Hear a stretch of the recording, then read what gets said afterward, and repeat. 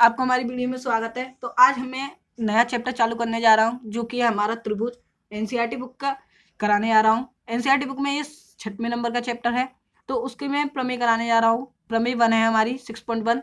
प्रमेय में दिया है हमें ये प्रमेय जो होती है ना, हमारी सबसे मेन प्रमेय होती हैं, मतलब कि पेपर में सबसे आती हैं, ये मेन सबसे ज़्यादा आती हैं, ये बहुत मेन है। इन प्रमेयों को आप ध्यान से समझें। ओके, तो प्रमेय 6.1 है हमारी। यदि किसी त्रिभुज की कोई त्रिभुज है तो पहले हम एक त्रिभुज बना लेते हैं। तो ये हमने एक त्रिभुज बनाया। ओके, ये त्रिभुज बना लिया मैंने। चलो, इस त्रिभुज का नाम रख दिया मैंने ABC। ठीक है, एक भुजा के समांतर, ये BC भुजा है, इसके समांतर एक भुजा खींच देता हूँ। दो भुजाओं के को भिन्न भिन्न, ये दो भुजाएं हैं, दो बिंदु पर प्रतिच्छेद करती है, एक ये बिंदु एक ये बिंदु के करने के लिए एक रेखा खींची जाए तो ये अन्य दो भुजा एक ही अनुपात में विभाजित करती है। इसका नाम मैंने डी रख दिया। तो हमें सिद्ध क्या करना है, इसने क्या कहा है, प्रमेय ने हमें कहा है कि सिद्ध करना है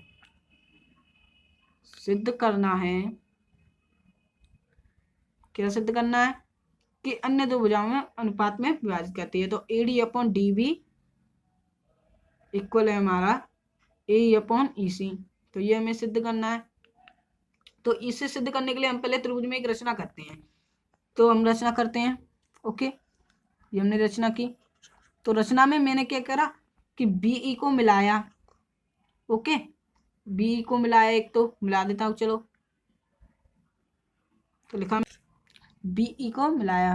ठीक है, तो BE को मिलाया। ओके, पहले ये पॉइंट। और क्या करता हूँ, DC को भी मिला देता हूँ। चलो, ये मैंने DC को भी मिला दिया, DC को भी मिलाया।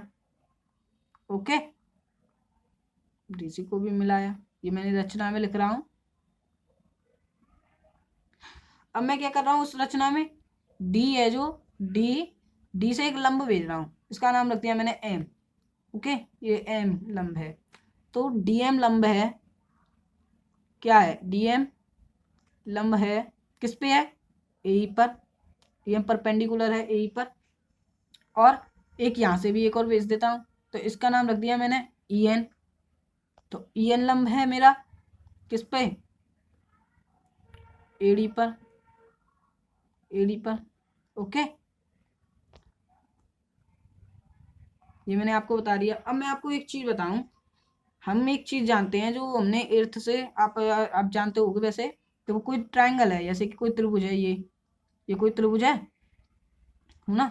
ओके, अब मैंने इस पे लंब डाला तो ये क्या होगा, इस भुजा पे लंब होगा कि नहीं होगा।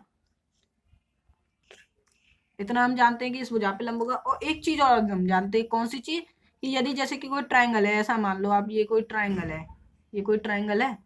ओके, ट्रायंगल तो है ये इसको मिला ही देता हूँ अच्छी तरीके से। तो एक ट्रायंगल है।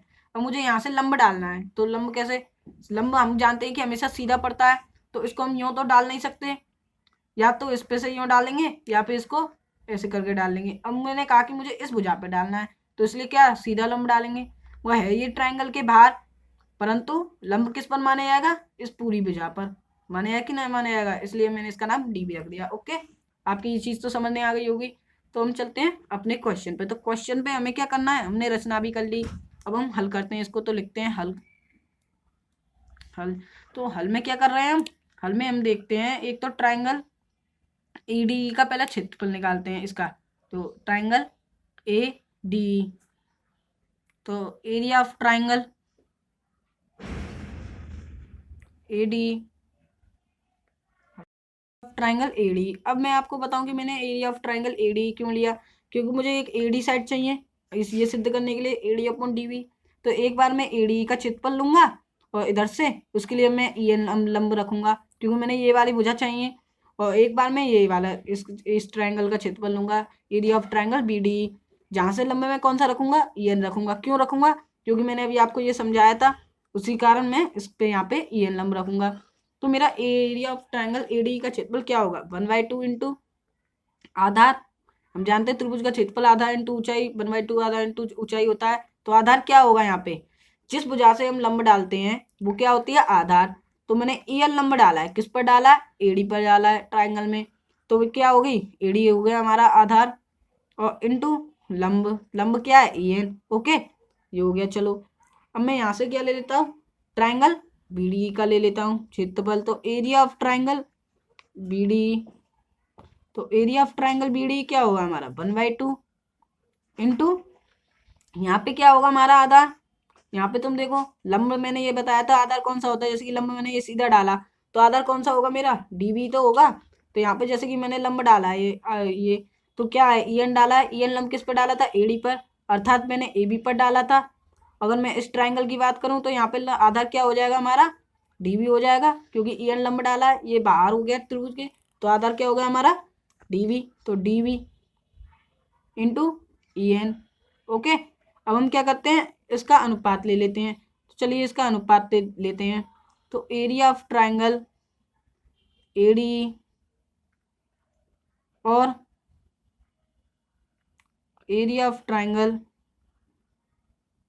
BDE का अनुपात लेने पर, ओके, अनुपात लेने पर, तो हम इसका अनुपात लेते हैं। ये हमने लिया area of triangle ADE upon area of triangle BDE, तो ये मैंने अनुपात लिया, तो इक्वल में क्या होगा हमारा 1/2 into AD into EN upon 1/2 into DB into EN।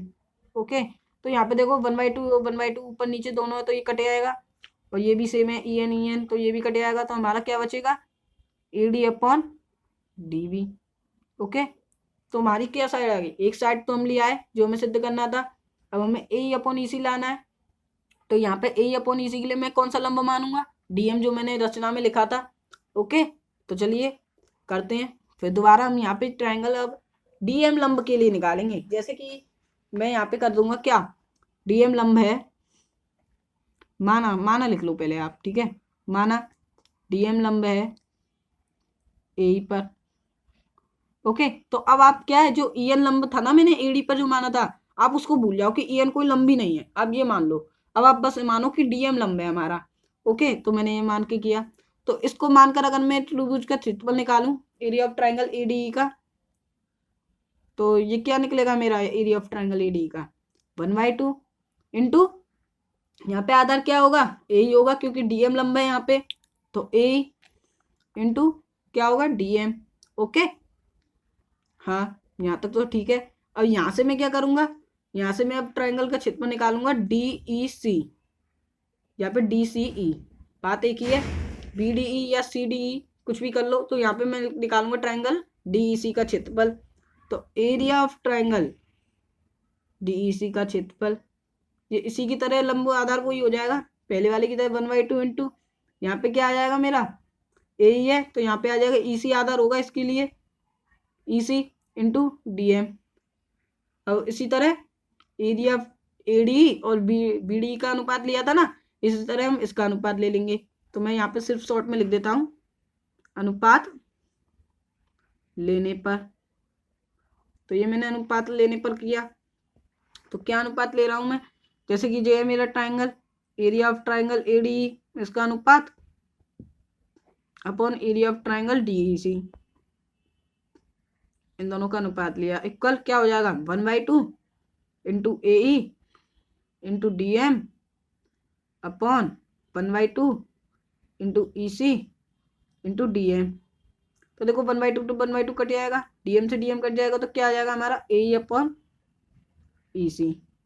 अब आप इस ट्राइंगल में देखो इस वाले ट्राइंगल में, ये जो ट्राइंगल है हमारा, इस वाले ट्राइंगल में हम जानते हैं कि क्या कहते हैं, अगर कोई समांतर वो है, क्या कहते हैं, दो समांतर भुजाएं हैं, हमारी एक थ्योरम थी 9th में, आप जानते होगे 9वें चैप्टर में जो थी, कोई त्रिभुज है, यदि त्रिभुज की जैसे कि कोई समांतर भुजाओं के मध्य दोनों का आधार भी सेम हो और समांतर भुजाओं के मध्य में दो त्रिभुज बन रहे हो, तो वो क्या कहते हैं क्षेत्रफल में बराबर होते हैं। जैसे कि ये समलंब है एक तरह से, मान लो ये समलंबी तो है।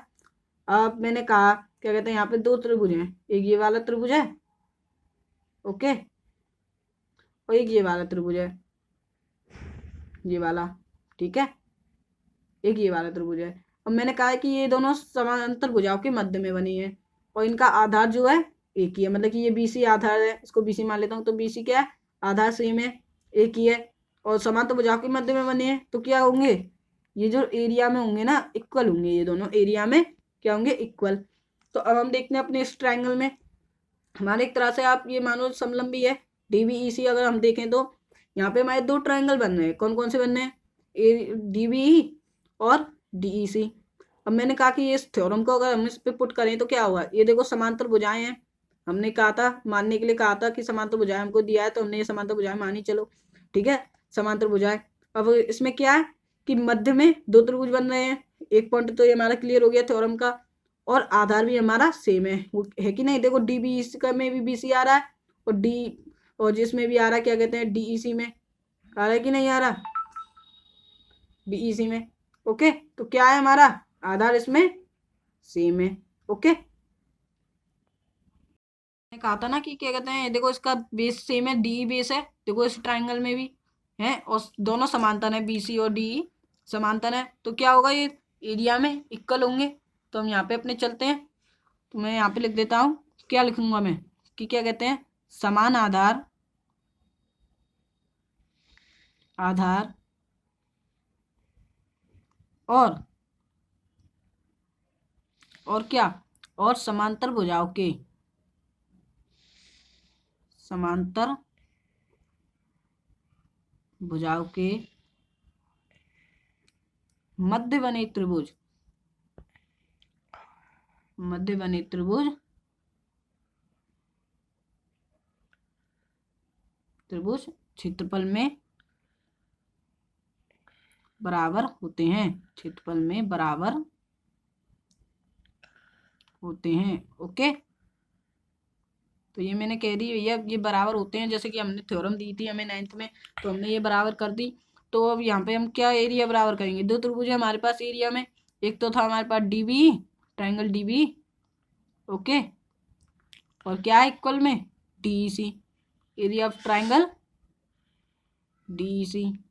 ओके, दिख रहा है आपको, ठीक है, एरिया ऑफ ट्राइंगल डीबी और एरिया ऑफ ट्राइंगल डीईसी। अब देखो हम इसमें क्या करेंगे, हमें चाहिए था AD upon dB equal A upon EC, उसके लाने के लिए हमने ये सिद्ध किए थे एरिया ऑफ ट्राइंगल एडी, मतलब कि हमने एक चीज देखी कि दोनों में डीबी और डीईसी के ऊपर में एरिया एडी का मल्टीप्लाई हो रहा है कि नहीं हो रहा। तो हम क्या करते हैं, पहले इसको उल्टा लिख लेते हैं। तो व्युत्क्रम करने पर, कोष्टक में लिख देता हूं मैं, व्युत्क्रम करने पर, ओके, दोनों पक्षों में किया है मैंने, ये बात आप ध्यान रखना। तो व्युत्क्रम किया मैंने, मतलब कि उल्टा किया, तो area of triangle DB equal हो जाएगा 1 upon area of triangle DEC. Okay, तो अब देखो यहाँ पे क्या करेंगे हम, तो मैंने उल्टा कर दिया था, क्या करा था मैंने उल्टा, ये पेज पलट दिया है। ओके, तो उल्टा करा था मैंने, area of triangle dB upon equal 1 upon area of triangle किसका, डीईसी का। ओके, ये अब मैं क्या करता हूँ, देखो मैंने एक चीज कॉमन देखी कि दोनों ट्राइंगल में एडी आ रहा था, तो मैं क्या कर रहा हूँ, दोनों में एडी, दोनों पक्षों में एडी का मल्टीप्लाई कर देता हूँ, एरिया ऑफ ट्राइंगल एडी का। तो दोनों पक्षों में एरिया ऑफ ट्राइंगल एडी का गुणा करने पर, ओके, मल्टीप्लाई मतलब गुणा करने पर, ये मैंने कर दिया। ओके, चलो, तो यहाँ पे मैं करूँगा तो क्या होगा, ये होगा 1 upon area of triangle A D, sorry D B equal area of triangle A D का multiply, okay, equal 1 upon area of triangle D E C into area of triangle A D का मल्टीप्लाई, यहाँ पे वो हिंदी लिख ली थी। ओके, तो देखो इसका मल्टीप्लाई करेंगे तो ये हो जाएगा area of triangle AD upon area of triangle DBE equal 1 upon area of triangle DEC, sorry ये 1 नहीं है, इसका मल्टीप्लाई करना भूल गया मैं, area of triangle AD. Okay, अब देखो हमने सिद्ध किया था कि area of triangle AD equal area upon area of triangle DB equal है हमारा किसके, एडी अपॉन डीबी के। ओके, इसमें भी हमने करा था कि एरिया ऑफ ट्राइंगल एडी जब हम डीएम लंब लेंगे उस पे किस पे, ए पर, तो area of triangle AD upon area of triangle DEC equal है किसके, सोचो, ए अपॉन ईसी के, है कि नहीं। और हमें सिद्ध क्या करना था, ये सिद्ध करना था, मतलब कि हमने बीपीटी थ्योरम प्रूव कर दी। अब मैं आपको एक चीज बताऊं कि ये जो क्वेश्चन ये प्रमेय थी ना, एक और तरीके से हो सकती, मगर मैंने क्या करा था कि एनसीईआरटी के किताब के अनुसार आपको कराया। वैसे ये क्या कहते हैं, समरूपता कसौटी से भी हो सकती थी, इसलिए हम क्या करते हैं, इस एनसीईआरटी की करते हैं एनसीईआरटी के हिसाब से जैसा उसमें दिया है। उम्मीद है आपको अच्छा समझ में आया होगा। चलिए चलते हैं प्रमेय 6.2 पे। तो प्रमेय 6.2 है हमारी, यदि एक रेखा किसी त्रिभुज की दो भुजाओं को एक ही अनुपात में विभाजित करे तो वह तीसरी भुजा के समांतर होती है, तीसरी भुजा के समांतर होती है। अर्थात हमें पहले एक त्रिभुज बनाना होगा, क्योंकि हमें एक त्रिभुज की दो भुजाएं कही है ना, तो एक त्रिभुज हमने ये बना लिया, इसका हम नाम रख देते हैं, हमने माना इसका ए पॉइंट, ये बी पॉइंट, ये सी पॉइंट। ओके, अब क्या है कि दो भुजाएं, दो भुजाएं कोई सी भी ले लो, ये दो भुजाएं ले लेता हूं मैं, ए बी और ए सी को एक ही अनुपात में विभाजित करे, कौन सी रेखा, एक रेखा, तो ये मैंने एक रेखा खींच दी ऐसी, ठीक है, डी और ई, इसका नाम रख दिया। ओके, ये एक रेखा खींच दी, विभाजित करे तो वह तीसरी भुजा के समांतर होते हैं। अर्थात हमें क्या दिया है, हमें दिया है कि जो डी रेखा है, डी ई रेखा, रेखा क्या कर रही है, विभाजित कर रही है, विभाजित कर रही है, विभाजित करती है, किसमें करती है, AD upon D V equal A upon EC, ये हमें क्या किया है, दिया है। ओके, अब हमें हमसे क्या है कि हमें सिद्ध क्या करना है कि वह तीसरी भुजा की समांतर होती है। अर्थात हमें सिद्ध करना है, इसको मैं लिख देता हूं, दिया है। ओके, और सिद्ध करना है, क्या सिद्ध करना है, लिखता हूं मैं, सिद्ध करना है कि जो डीई है समांतर है, मतलब कि पैरेलल है किसके, बीसी के। ओके, डी समांतर है बीसी के, ये हमें सिद्ध करना है। तो हम उससे पहले क्या करते हैं, रचना करते हैं। ओके, रचना की हमने, तो रचना में मैंने क्या किया, डी से एक और रेखा, रेखा खींची, जो ऐसी रेखा खींची मैंने। ओके, ये ई डैश मान लिया इसको पॉइंट, ये एक रेखा और खींची मैंने, जो मैंने जो रेखा खींची है डी ई डैश, वो मैंने क्या माना, माना रेखा डी ई डैश पैरेलल है किसके, बीसी के, ये मैंने माना है। ओके, तो जब हम पैरेलल मानेंगे तो हमारे पास क्या थ्योरम लगती है, थालिस थ्योरम, जो मैंने अभी समझाई थी 6.1 की। तो थालिस थ्योरम क्या आती है हमारी, कि वे समांतर रेखा जो होती हैं वो अनुपात में विभाजित करती हैं।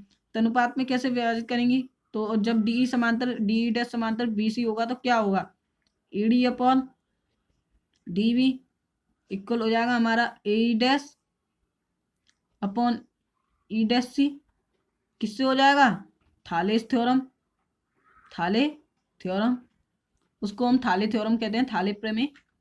ओके, जो अभी मैंने समझाई थी प्रमेय 6.1 को, उसका नाम थाले थ्योरम है। ओके, तो ए डैश अपॉन ई डैश सी ये हमने कर दिया, और हमें क्या दिया था कि A D upon D B equal दिया था ए अपॉन ई सी के, तो A D upon D B के इक्वल हम रख देते हैं ए अपॉन ई सी। यहाँ तक कुछ नहीं है, बस थाले थ्योरम का प्रयोग होगा इसमें, और कुछ नहीं है। ए डैश अपॉन ई डैश, ये आप समझ रहे हो, ये कठिन है, कठिन नहीं है, बहुत सिंपल है। तो आप यहाँ पे देखो, देखो ए ई अपॉन ई सी इक्वल है ए डैश अपॉन ई डैश सी। अर्थात यहाँ पे ई डैश जो है, क्या लग रहा है आपको, एक ही पॉइंट लग रहा है, ई के बराबर है ना, इस कारण, क्योंकि ये A upon E C equal A dash upon E dash C हो गया। कैसे होगा, जब ही तो होगा जब ये ए, अर्थात मतलब कि ए जो ई डैश पॉइंट है, ई के ई पे ही हो, अर्थात संपाती हो।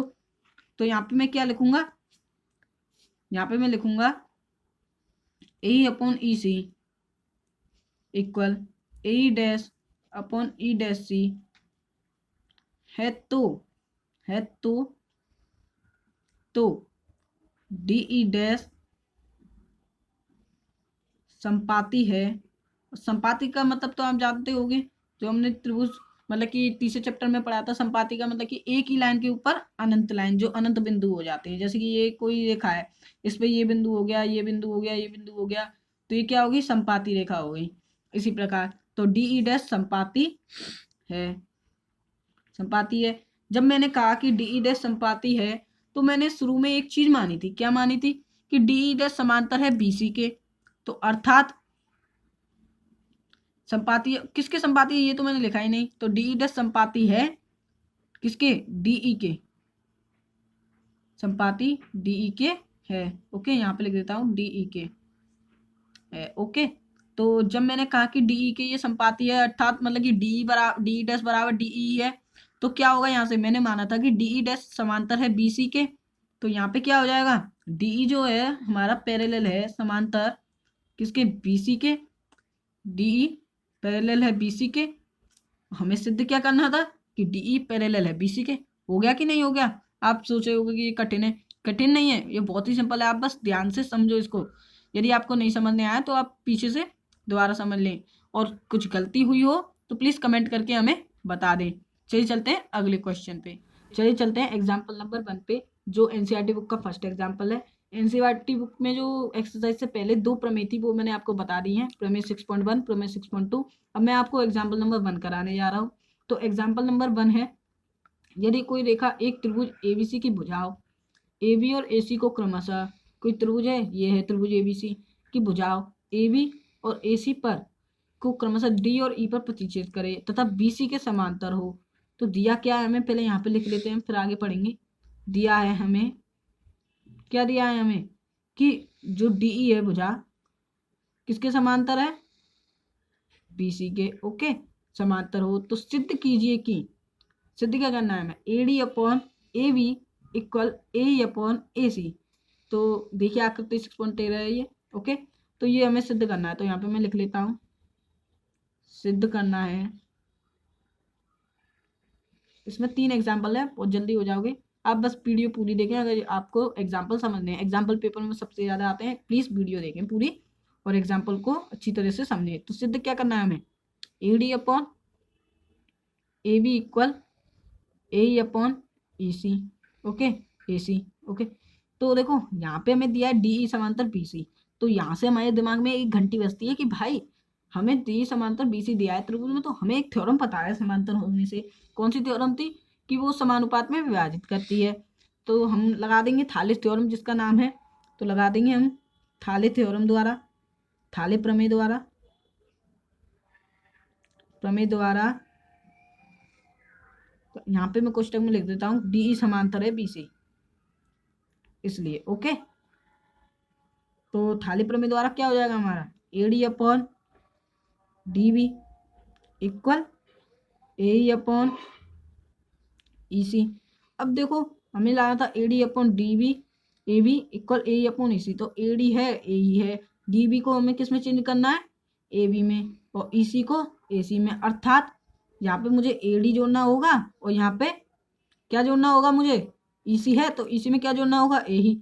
जब ही तो हो पाएगा ए सी, हो पाएगा कि नहीं। तो मैं अब देखो इससे जोड़ने के लिए क्या करूं, अब मैं, ऐसा तो है नहीं कि प्लस ए डी कर दूं जोड़ दूं, ऐसा तो होगा नहीं। तो पहले मैं इसको उल्टा करता हूँ। क्यों करता हूँ मैं अभी आपको बताऊंगा। तो व्युत्क्रम करने पर, व्युत्क्रम मतलब होता है उल्टा, तो व्युत्क्रम करने पर।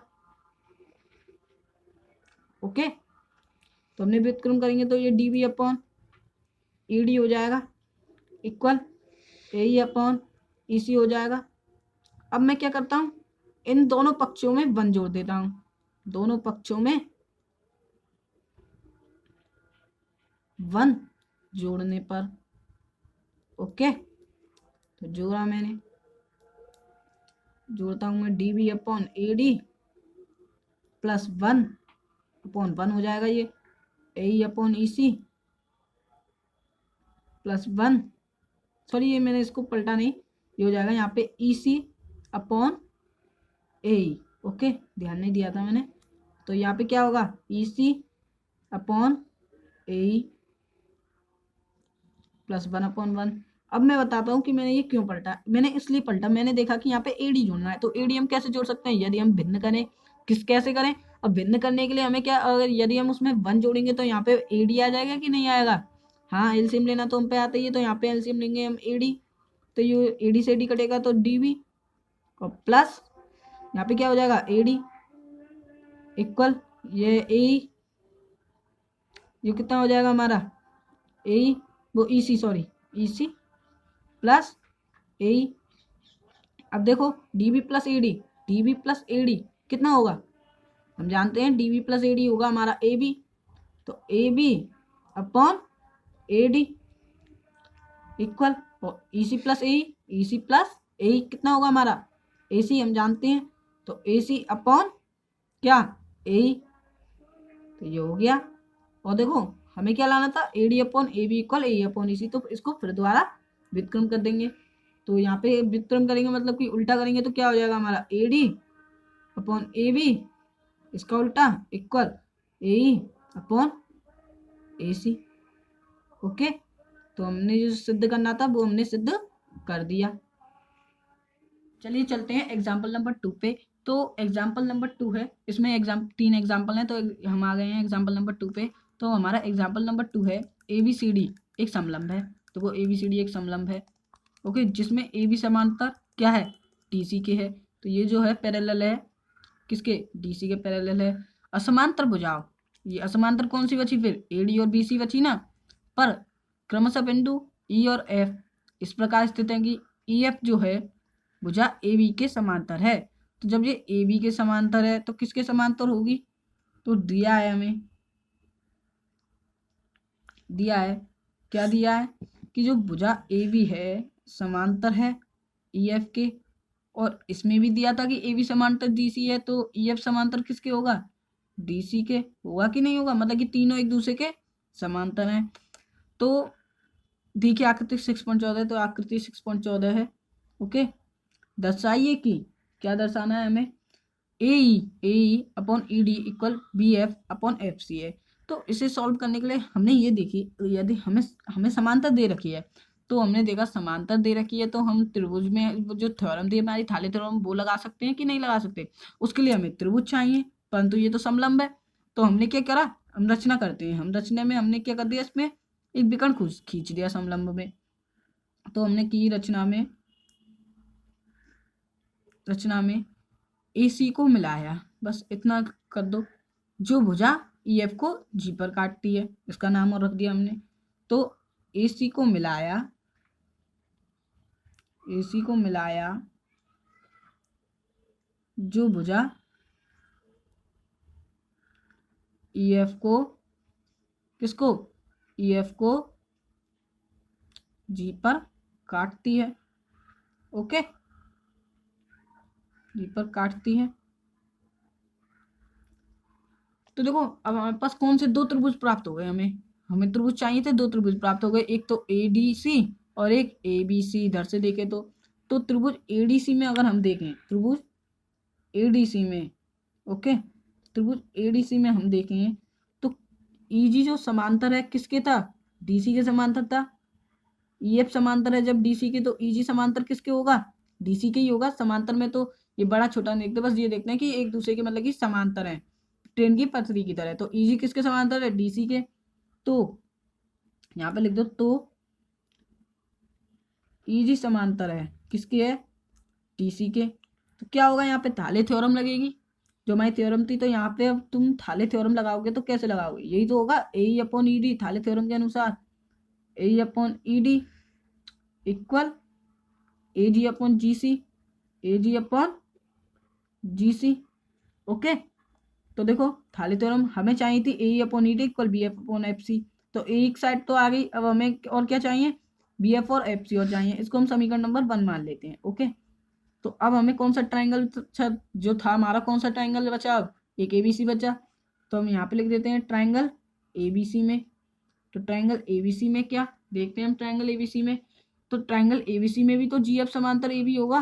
क्यों होगा, क्योंकि देखो ए बी समांतर ई एफ तो दिया ही है, तो जी एफ समांतर भी ए बी होगा कि नहीं होगा, होगा। हाँ, तो जी एफ समांतर ए बी जब मैंने किया तो यहाँ पे थाली थ्योरम लगेगी। हम जानते हैं कि समांतर जब हमें दिखे तो हम त्रिभुज में कौन सी थ्योरम लगाए, थाली थ्योरम। तो थाली थ्योरम यहाँ पे कौन किस प्रकार लगेगी, अगर देखें तो त्रिभुज का जो शीर्ष है यहाँ पे ही तो होगा।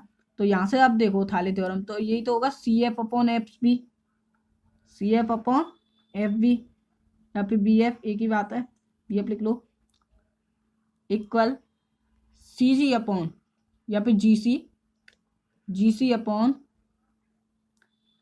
ए जी।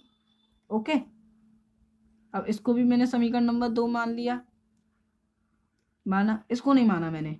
अब मैंने देखा यहाँ पे कि जी सी यहाँ पे है, ए जी यहाँ पे, जी सी यहाँ पे, ए जी यहाँ पे, बस क्या है, उल्टा है ये। तो मैं क्या करता हूँ, यहाँ पे व्युत्क्रम कर देता हूँ। तो ये मैंने व्युत्क्रम कर दिया। व्युत्क्रम करने पर, तो व्युत्क्रम किया तो क्या हो जाएगा, B F upon F C या फिर C F equal A G upon G S, G C sorry, इसको समीकरण नंबर 2 मान लिया। अब मैंने देखा, क्या देखा, इस समीकरण 1 जो था, समीकरण 1 और 2 से, समीकरण 1 व 2 से क्या हो जाएगा, देखो ए जी अपॉन जी सी इक्वल है ए ई अपॉन ई डी के, है कि नहीं। तो देखो मैंने रख दिया, और देखो ए जी अपॉन जी सी भी है B F upon F C के। तो जिस प्रकार हमने ये समांतर किया था उसी प्रकार ये भी हो जाएंगे कि नहीं हो जाएंगे, तो इक्वल तो कर दिए मैंने, A E upon E D equal है किसके, B F upon F C के, क्योंकि ये दोनों,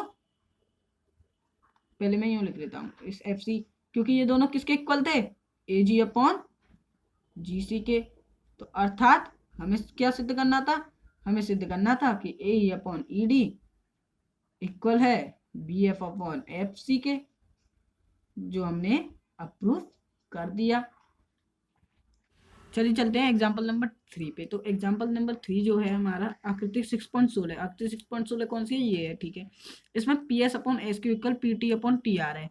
तो हमें क्या दिया है, पहले दिया है लिख लेते हैं हम कि P S upon S Q equal है P T upon T R, okay, तथा angle P S T equal है पी आर के आर क्यू के। तो angle P S T equal है एंगल पी आर क्यू के, ओके। सिद्ध कीजिए कि, सिद्ध क्या करना है हमें, सिद्ध करना है, सिद्ध करना है और लिख देता हूँ, ओके। सिद्ध करना है, क्या सिद्ध करना है हमें, कि एक समद्विबाहु त्रिभुज है, त्रिभुज पी क्यू आर एक समद्विबाहु त्रिभुज है। तो दोस्तों ये जो क्वेश्चन है ना, इम्पोर्टेंट क्वेश्चन है, ये पेपर में बहुत बार आ चुका है। तो आप इस क्वेश्चन को ध्यान से समझें। वैसे इस क्वेश्चन में है कुछ नहीं, बहुत ही सिंपल क्वेश्चन, तो हम यहाँ पे करते हैं अब हल। तो आप देखो कि हमें क्या दिया, P S upon S Q equal P T upon T are दिया है, P S upon S Q equal P T upon T are. अब हमारी एक थ्योरम थी जो थाले थ्योरम का विलोम था, मतलब कि उल्टा था, जो मैंने अभी सिद्ध की थी प्रमेय 6.2। तो उसमें क्या था, यदि कोई त्रिभुज में कोई रेखा उस किसी समानुपात में विभाग इक्वल में समानुपात में काटे तो वह क्या होती है, उस भुजा दूसरी मतलब कि जो रेखा है क्यू आर के इसके समांतर होती है। अर्थात जो एस टी रेखा इसको काट रही है समानुपात में, P S upon S Q equal P T upon T are, तो क्या होगा, एस टी समांतर हो जाएगा क्यू आर के, हो जाएगा कि नहीं हो जाएगा। क्यू आर के कैसे हो जाएगा, थाले प्रमेय की विलोम से, थाले प्रमेय के विलोम से, ओके।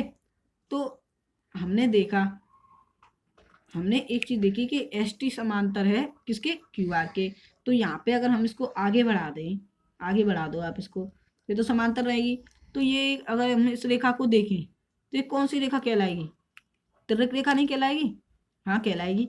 ओ हमने 6th में 9th में पढ़ा था, 6वां चैप्टर जो था हमारा तिर्यक रेखा वाला, कहलाएगी। तो यहाँ पे अगर देखें, देखो ये एक बाहर का अंदर कौन है, बाहर का कौन है, एक अंदर का कौन है। तो ये कौन सा मतलब कि एंगल ये इक्वल होंगे कि नहीं होंगे, हाँ होंगे। कैसे होंगे, एकांतर बाह्य कोण, एकांतर बाह्य अंतर कोण द्वारा, ठीक है। तो angle P S T equal होगा एंगल पी क्यू आर के, होगा कि नहीं होगा, कैसे होगा, बाह्य एकांतर बाह्य अंतर कोण द्वारा, एकांतर वह अंतः द्वारा कोण में लिखा नहीं है। तो देखो PST इक्वल हो गया एंगल PQR के, और PST हमें क्या दिया था इक्वल PRQ के। तो PST की जगह मैं रख देता हूँ PRQ इक्वल PQR। अब हमने देखा देखो PRQ जो है PRQ इक्वल हो गया हमारा PQR के। तो ये जब दो एंगल इक्वल हो गए तो हम जानते हैं हमारी एक थ्योरम थी 9th में कि जब किसी त्रिभुज के आमने सामने के कोण बराबर होते हैं तो उसके आमने सामने की भुजा बराबर होती हैं। अर्थात जैसे इस एंगल के सामने कौन सी भुजा है PQ है, और इस एंगल के सामने कौन सी भुजा है PR। तो PQ इक्वल PR हो गया। और समद्विबाहु त्रिभुज में क्या होती हैं, उसकी दो भुजाएं बराबर होती हैं। जो दो भुजा थी हमारी PQ अपॉन PQR हमने इक्वल कर दी। अतः क्या हो गया, त्रिभुज PQR एक समद्विबाहु त्रिभुज है। ये हमने सिद्ध कर दिया। मुझे उम्मीद है आपको वीडियो अच्छे से समझ में आई होगी। प्लीज इस वीडियो को लाइक करें, शेयर करें और सब्सक्राइब जरूर करें। ओके।